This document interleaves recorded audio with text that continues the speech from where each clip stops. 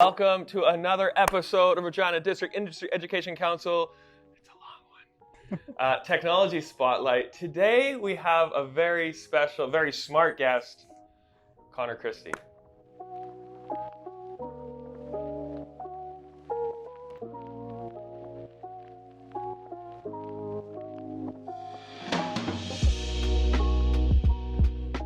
I called him Mr. Christie earlier, and I confused a lot of people downstairs. So I won't do that anymore. How you doing today? Pretty good. How are you? Really good. Awesome. You may know the company that he founded with several others from Regina, Krugo. Can we start with that? That story was awesome. So maybe take me back 56 days before Krugo started. Krugo Fest started. Start there for me. Yeah. So Krugo is a travel company, and because of COVID, there's not a lot of travel going on. And one of our main goals or our mission is to kind of help people find things that are fun things to do when they're wherever they're traveling. So this summer we kind of hatched this plan of how can we create this cool event in Regina that is exciting, one gets people out of their houses, but is still safe. And so we created this thing called Krugo Fest. It was on top of a parkade, and there's a hotel overlooking it, so people could go on their balconies and drink. And so the DoubleTree in Regina. Yeah. And correct me if I'm wrong. You're sitting on a balcony on a Friday afternoon with the team. Yeah. And one individual tweets. He actually foreshadows the event, correct? Yeah. So we kind of are on this balcony and we're looking up at the DoubleTree because that's where our office was, and we were saying, oh, this would actually be a pretty good place to have an event. You know, there's these balconies that are looking out over this parkade, and all the rooms are separated, so it's safe to have. And so we kind of thought, oh, it'd be possible to do, but you know, it's already mid-June. Could we do this while the weather's still nice? And how are we gonna get bands to come in from other provinces? Is that safe? So there's a lot of unknowns. For a travel technology startup, yeah, to go, we're gonna throw a festival. I mean, the other side impact was the entire city kind of said, yeah, we're in. Yeah, good for this is cool. So many businesses got behind us, and we were asking for some help from a lot of businesses around Regina, and everyone was willing to support. So that made it a lot easier to get this idea off the ground in such a short time. Yeah. Tell me about the engineers report and some of the unknowns within.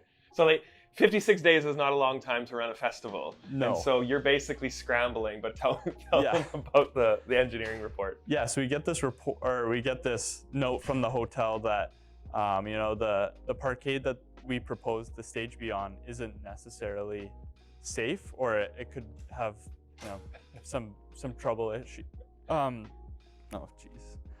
trouble spots. So well, it's just a parkade. It's a DoubleTree parkade. Yeah, it's nothing. And so they've already removed the top level of the parkade a couple of years, or maybe 10 years ago. So because it was so heavy and structurally unsound. So we get this engineer from Calgary who does this report virtually and charges us through the nose, and he tells us that we have to support all the levels of the parkade where we're gonna put the stage. So we have to go find these jacks. And at that point, were you guys can we just quit? Can we just shut her down?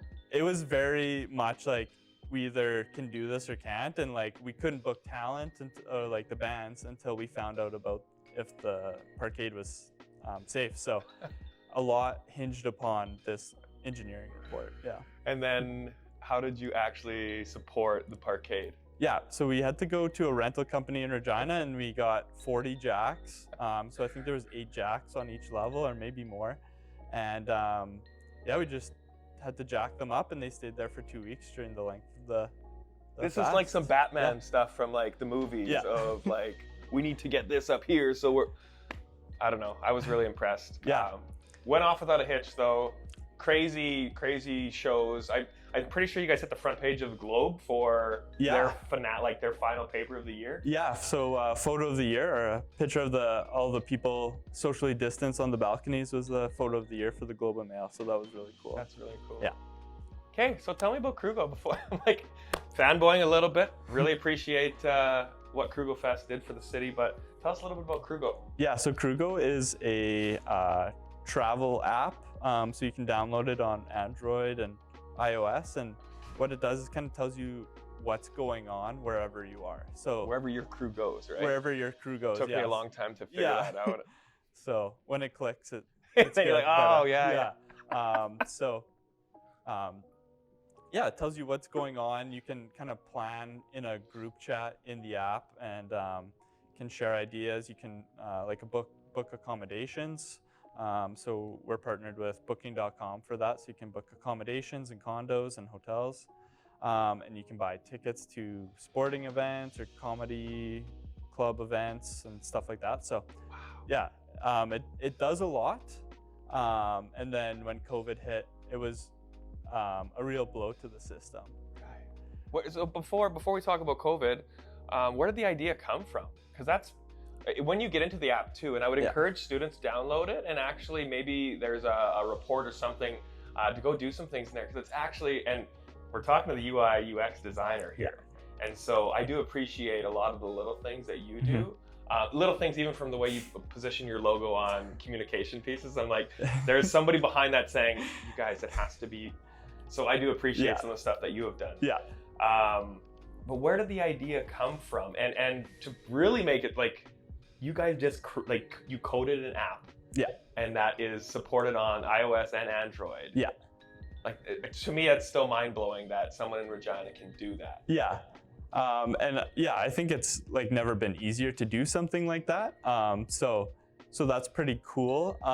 The idea kind of came from like our founder, Kirk. He was in Toronto on a business trip, and I think he was right down the street from the Rogers Center, like where the Blue Jays play. And he saw like all these people like going towards the stadium, but he had no idea what was going on. Turns out it was like a Coldplay concert. And I guess he's a big Coldplay fan. And so he like found out about it just by like looking out on his street, and so he bought tickets and went last minute. And he's like, well, like, why am I finding out about this amazing concert in downtown Toronto by just looking out the window and finding what? He's like, there's got to be a better way. So that's kind amazing. I think where the idea came from. Which. And COVID happened. Now, I'm sure a lot of building that app, you guys have learned a ton about how to create systems online for organizing people, transactions, and different elements, because you're looking at vacations, flights, hotels. So I'm guessing the pivot wasn't that difficult for the team. Because a part of me doesn't, as a startup, I don't think you guys look and say, oh, guys, we need to pivot. You wake up one morning and say, oh, well, that's not going to work, so let's do something else. Right. And so, with your skill sets, though, what you've learned over that, and how long, I guess, were you operating before, like, COVID? You guys had been in it for a year or two already, right? Yeah, about 2 years, and we really did feel like we were gaining some momentum. Yeah, you guys had traction, and then... Yeah, and, we were totally, it's okay. We knew we could kind of find a new way, a new pivot, a new direction for Krugo. And so we're starting to work with, kind of looked at the problem and said, like, okay, COVID is hurting the travel industry and people are staying at home more. So how can we kind of develop the system that is more in line with people staying at home and exploring their own backyard more? So cool. We built this feature called Guides, and so you get people, and anyone can submit a guide in Krugo, and so you can kind of share your expertise on, like, oh, these are the best restaurants, or these are the best activities to do in the city, and so I could go find Andrew Hiltz's guide for Big Muddy or wherever he went down in Swift Current area. Yeah. Oh, cool. Exactly. Oh, I love that. So it'll show on a map. Does Tourism Saskatchewan know about this? I think Tourism they might. I kid. I know Tourism Regina for sure knows about it, and so we're starting to roll out this program of like, how can we work with tourism agencies to enable like citizens in the city to have a better experience, find cool things to do, because I think there is a lot of things that people don't know about in their own city. So. How just personally, did you camp or get outdoors a lot more last year? So much. Yeah. I was outside all the time. I have a bike. The second you said that, I'm like, we go to Cypress Hill, and like I have the perfect day planned in Cypress Hill, from golfing to biking to going to the beach. Yeah. Guides may be the next. Oh, very cool. Yeah. And so I think there are a few of the bigger companies that are also doing guides. I know like Apple has guides. But we don't trust them. Yeah, exactly. So, or we want to know who did it. Yeah. And if I know Kirk went to, Last Mountain Lake and they went to this place. For sure. Oh, yeah. And I think we know that guides in Krugo is like built for people to share their guides, and that's what Krugo is built for. All these other ones they're not as good at it as we are. So. Yeah. Yeah. Plus, I local tourism for the next how many years? Yeah. I think is going to go up and look at RV sales, look at local travel. For sure. Oh, that's really cool. Yeah. So is the plan then visit as many local places and create some cool experiences then? I think so. Yeah. Yeah. Like, I think. Can I join the company? I'm like, we're gonna cut that. Oh God. Cool. Now. We're gonna take a step back now and look at your education to how you got here. Yeah. So we worked at an office. It's the same office for a little while. Yeah. And you can tell the designer in a group by the way they dress. I'm gonna put you up. Yeah. For a moment here, I don't know. Can we pan down for a second, Martz? Can you just show what he's wearing? I'm like, you're a designer. You look good. You have something about you that I'm like. I think there's some people that think they can just fake it in the real world, but you live and breathe this stuff. And I didn't really know you either, and you reached and we talked at Path at one point, so I do appreciate that. Yeah. But tell me, like, where did let's step back to high school. Yeah. What were you like in high school? In high school, I was a big skateboarder, snowboarder. I quit playing hockey when I was in like grade 8, and I was just like all about doing skateboarding and snowboarding. That was kind of like my dream, and like I like the creativity of that, like doing your own thing. Yeah. And so I think that's kind of where it started. And in high school, I really liked art, and I had this class called Communication Media with Mr. Bright, who's no longer teaching at Leboldus. He's retired, but I think his last year was like when I graduated high school. So I was very fortunate to have him for as a teacher for 3 years. Cool. And we did like Photoshop projects, and we did a bunch of videos. We made this like. So you were learning Photoshop in high school? Yeah. Oh wow, that's cool. Yeah, it was awesome. We had like the. Have you told Mr. Bright this? Does he know this? I don't think he does. It'd be cool if we sent them a part of this video just to say like, you've created this monster. Yeah, Mr. Bright was so awesome, and he let us do whatever we wanted in that class, and so we were out filming every day, and he never asked what we were doing, just let us. So he created a Montessori program within Leboldus. Yeah, basically. I love it. In grade 12, it was like our last class of the day too, so we just did whatever we wanted. We made this film. It was like a 70s cop film, and we all wore mustaches, and we all had long hair, and it was. Tell me it's on YouTube. Tell me it's on YouTube. Yeah, it is on YouTube. We could find it. It's called Sweating Bullets. So. But it's so you have a teacher that lets you do anything you want, and I'm thinking I'm a lazy high school student. I'm just going to be. It doesn't sound like you were lazy at all. It sounded like you actually took that time to almost like the Google 10% time of I'm going to build something or I'm going to create something. Yeah, and like a lot of classes, I think I might have been like I procrastinated a lot, but that time I like really valued in that class. So I also took computer science with him, which I liked being in the class, but I was not good at it. So I think I knew that I wasn't going to be a developer. I think I needed to do something more visual. You're like, I can be with these people, but I'm going to be the design person. Yeah, for sure. I love it. I'm going to tell them what to do. So you were identifying kind of your skills and what you liked in high school. Yeah. Leading up to the end of grade 12. Yeah. Did you go straight into post-secondary? I did go right into post-secondary. I was fortunate enough to just kind of stumble upon a school that I thought was interesting. It was a program at Mount Royal University called information design. So you you found a program you wanted, and you found a school that wasn't here that could teach it to you. Yeah, so I figured Calgary was close enough that, you know, if I didn't like it, I could come back to Regina. But it also gave me separation, and I could kind of do my own thing. It was a good kind of adventure. And yeah, so it was a communications degree that I was getting, and yeah, it just like checked all my boxes. Like it talked about graphic design, and that's where I kind of thought I would end up when I was done. When I was going into it, I thought I'd be a graphic designer. So was this all yourself? Like, were you talking to a guidance counselor, your parents? Like, who was helping you figure that out? My mom was pretty big.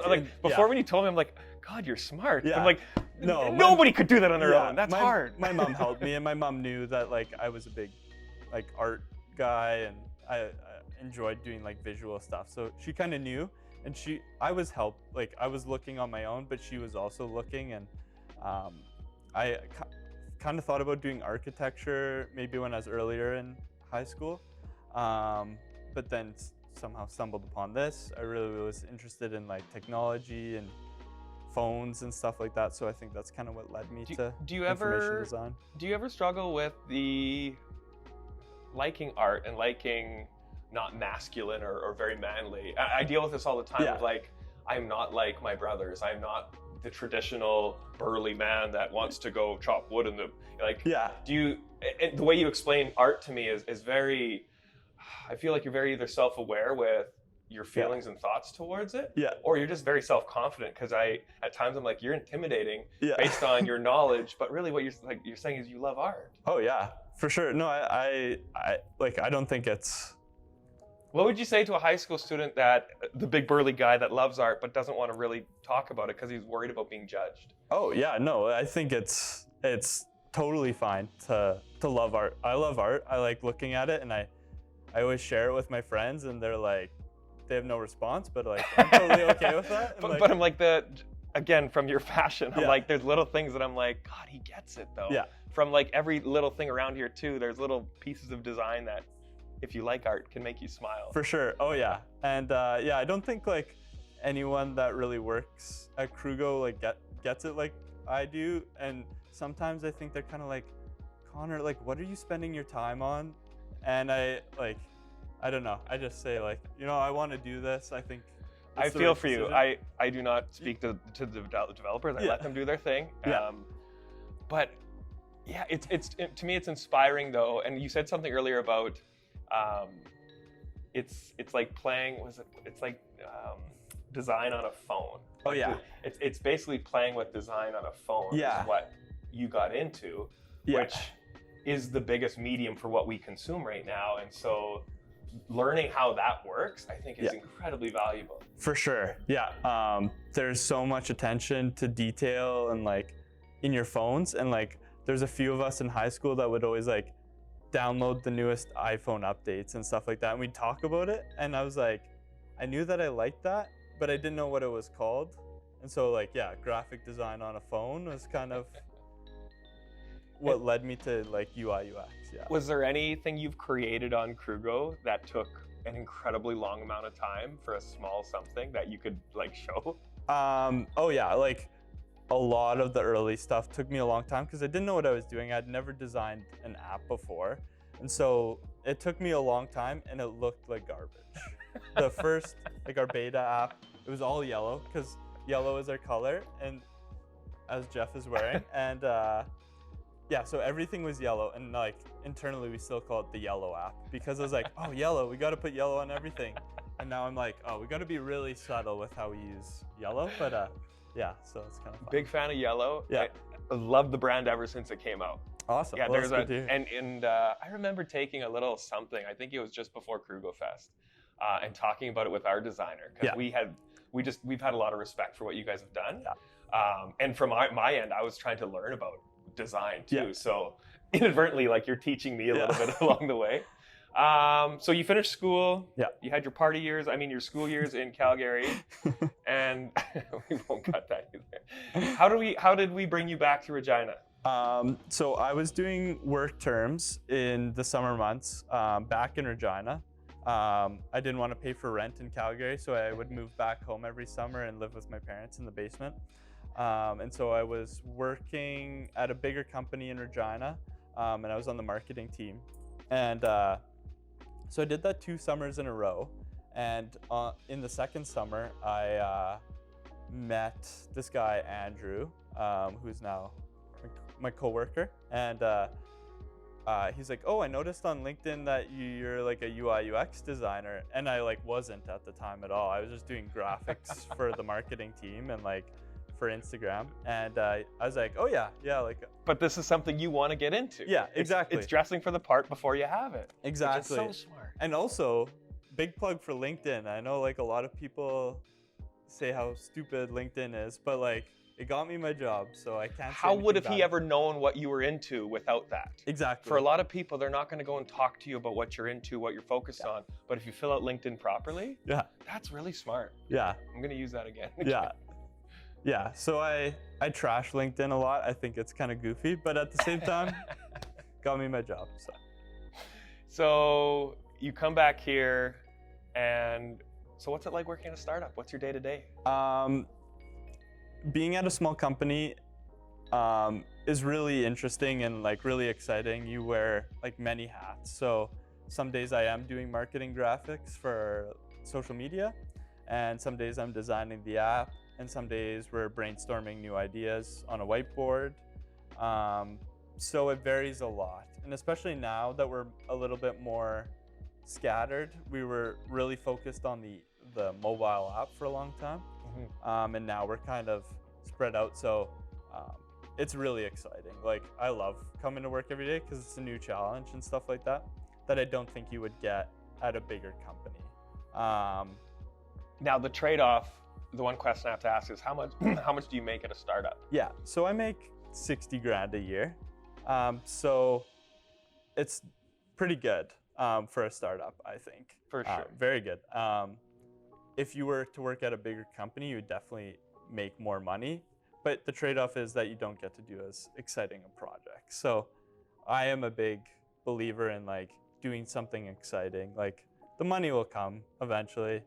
But yeah. Studies show I think it's around $70,000 a year you need to be happy. Yeah. After that, you don't get any more extra happy with For every sure. dollar you make. So yeah, it's I encourage a lot of people to get into startups just for the learning. And For sure. I remember coming to Path. You guys were there when we showed up. You were there when we left. Yeah. Or the days when you're going into meeting after meeting after meeting. Yeah. Yeah, I've seen you guys grind, and Yeah. it's been cool to watch. Yeah. Not to poke fun at some startups, but Yeah. body language sometimes and how often they're meeting and working can tell a lot. Yeah. And yeah, to me, you guys are workhorses. Yeah. Except for Lindsay. Yeah. Lindsay, for sure. Love the guy. We played Yeah. volleyball together. Yeah. He's a beauty. Yeah, no, it's like if you're working on something exciting, it's not hard to wake up and go to work every day, and like, yeah, I love it. So When this is your office. yeah, too. we are very fortunate to move into the new Connexus building, so that makes it even easier to go to work when you. Did you eat slice every breakfast when it was? I was eating slice so much. Another local business, Regina business, though, that we exactly. want to shout out. So Cool. I've heard good things about the breakfast. yeah, oh yeah, their lunches are very good too. So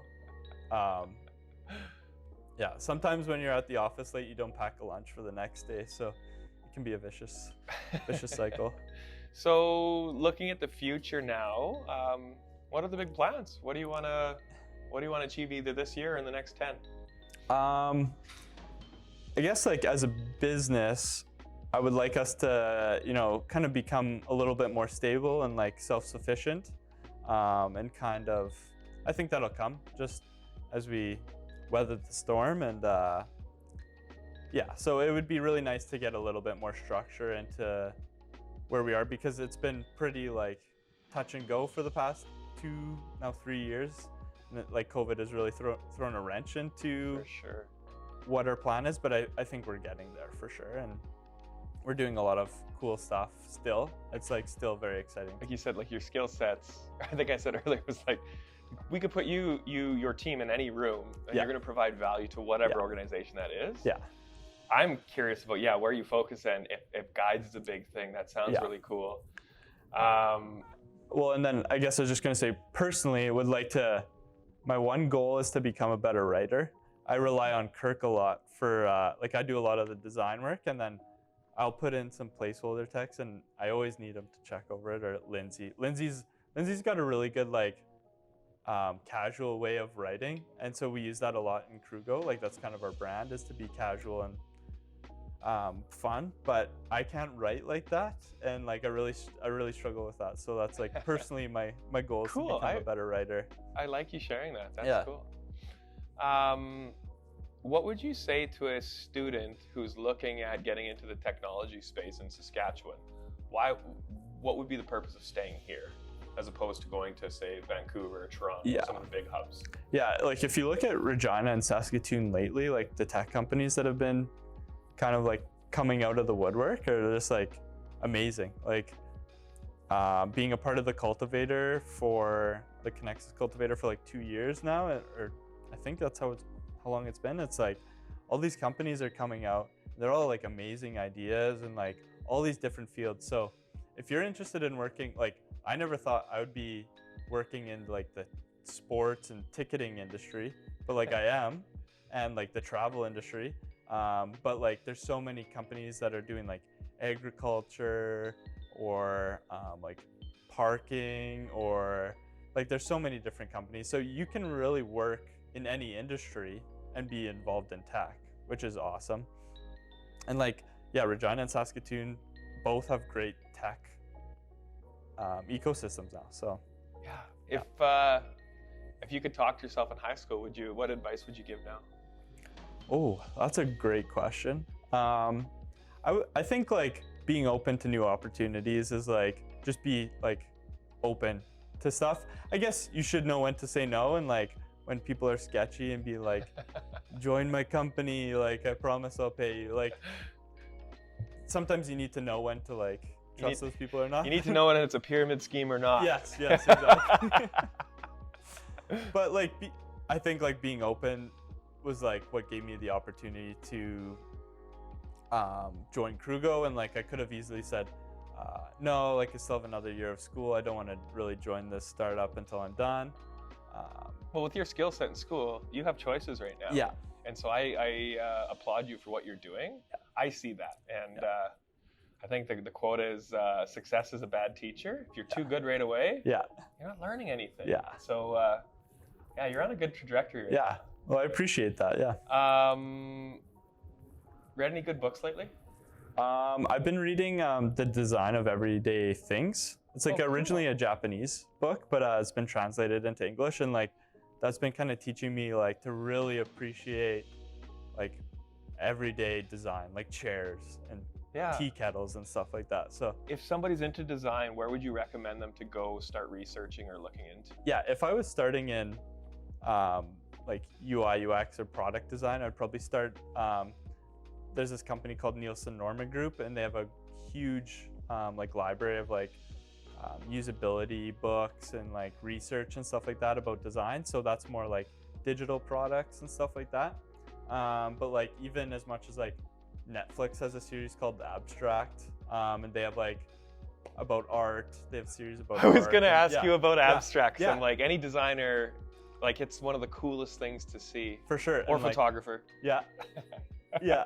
Or like car design. I've like watched that one 3 or 4 times. And then they have one about typography, which I'm also like super into. So that series is really good.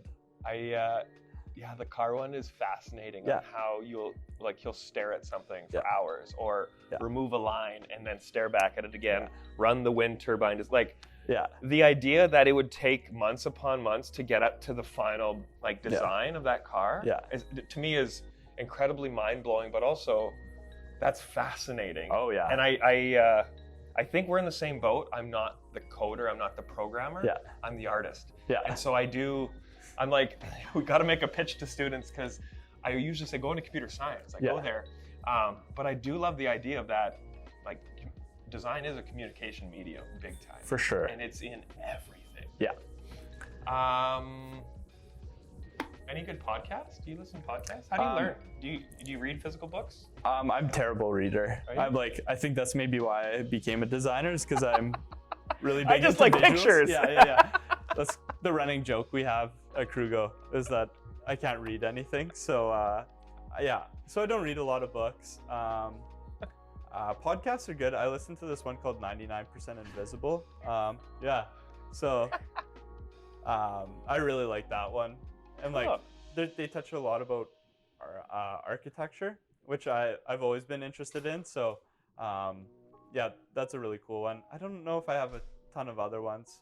Cool. I've also been trying to learn more about like the business side of design. That's kind of more the product design of like, how are we making money off of this app that we're building? So like Acquired is a good podcast, or like How I Built This. Cool. Yeah. So those are a few good resources. That's fascinating. Yeah. What do you do for fun? What's your hobby? In the summers, I'm a big biker. I love biking. I know you and me would always bike at Path. We always had our bikes locked up. I don't know what it's been tough in the winter, I guess. Oh, I like playing hockey. I like playing hockey a lot, actually. I was playing hockey as a kid a lot, and I hated it. I didn't like the competitiveness of it and stuff like that. But since I've gotten older, I started playing again in university, and now like going out to the outdoor rink is like one of my favorite things to do. So nice. Yeah. And I heard a little bit of ping pong downstairs too. Ping pong, yeah. It's a good. If your office has a ping pong table, it's a good sign. It's a good brain break for sure. Yeah. I agree. Tell me about your team. You work with how many people? Yeah. There's 5 of you? There's like seven of us, I would say. So, we've been doing like the odd like student position as well. But yeah, there's kind of 7 of us right now. So we have everyone from like Kirk, who's like business, great communicator, to Andrew and like all the developers who are all like super analytical thinkers and like can't stop solving problems. And I honestly, I love the idea that you had time to explore in high school to allow your brain to go, oh, I like this and I enjoy this. I could be good at this. Yeah. And you're one of the only individuals I think I've talked to that knew exactly what he wanted to do at the end of high school and went and found it in university. Yeah. And I think I'm very lucky in that sense. I know like a lot of people don't have that. Like they don't know exactly what they want. And like, so I feel very lucky. And it's hard for me to say, oh, just know what you want to do when you're done high school and then you can go do it. So we need a Mr. Brightside class though. And I know I said Mr. Brightside. We're going to play the soundtrack there. Yeah. But what if you had a preparing for life class? Yeah. And you don't do anything. You just sit there and the student has to figure out what they're going to do. For sure. I think that's a great idea, honestly. Oh my God. Yeah. That's really, talking about who made us what we are or gave us those ideas, I think is very, it can give you some happiness too, to tell someone how that impacted you. Because he may never even know that he might have been just messing around in class and thought, whatever. Yeah, that's a really good point. Is like the feedback going back upstream. Yeah. So I guess like a big key takeaway is like, don't like judge a class by like what its name is. Like communication media can sound very boring, but it was like my favorite class ever. So university, my favorite class was Salesforce. Was it Salesforce marketing? It was taught by Al Durgis, and it was literally, it wasn't on sales. It was literally like the most important things you need to learn before you get into the real world. And so it just life-changing moment. But that's what teachers do, and that's where I can see you having this different look at the world and how you operate. I'm like, I want to take your UI UX class. Yeah. Like once you're teaching that workshop, I'm in. Might have to start up a YouTube channel.